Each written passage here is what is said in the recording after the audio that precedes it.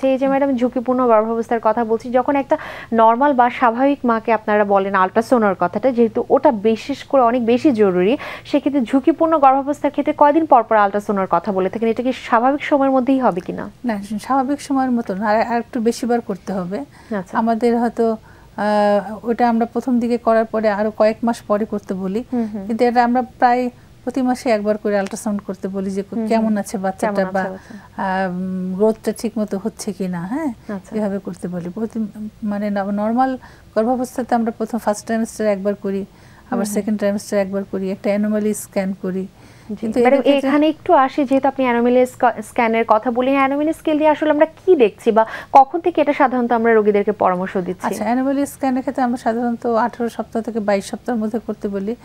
এতে দেখা যায় যে বাচ্চার গ্রোথটা মানে একটা গ্রস গ্রোথ, মানে যেটা মাইক্রোস্কোপিক বা ছোট ছোট ওটা তো আল্ট্রাসাউন্ডে ডিটেক্ট করা যায় না, কিন্তু আপনার বাচ্চাটার মাথা ঠিক আছে কিনা, বাচ্চাটার ফুসফুস বা লাং ঠিক আছে কিনা, হাত দুটো ঠিক আছে কিনা, মানে একটা অ্যাজ এ হোল একটা বাচ্চার সব গ্রোথটা ঠিক মতো আছে কিনা, বা স্পাইনের এখানে কোনো প্রবলেম আছে কিনা। এখন অনেক সময় স্পাইনের প্রবলেম থাকে বা হাইড্রোকেফালাস থাকে, যে এই জিনিসগুলো আমরা অ্যানোমালি স্ক্যান দিয়ে মোটামুটি ডিটেক্ট করতে পারি। 18 থেকে 20 সপ্তাহের মধ্যে সাধারণত 20-22 সপ্তাহ পর্যন্ত করা যায়। এটা কি পুরো প্রেগন্যান্সিতে ম্যাডাম কন্টিনিউ করতে হবে নাকি এটা একবার করলেই সাধারণত হয়ে যায়? যদি একবারই আমরা করি দেখি যে ভালো আছে, তাহলে পরে বারবার অ্যানোমালি স্ক্যান করার দরকার নেই, তখন আমরা প্রেগন্যান্সি প্রোফাইলই করে থাকি।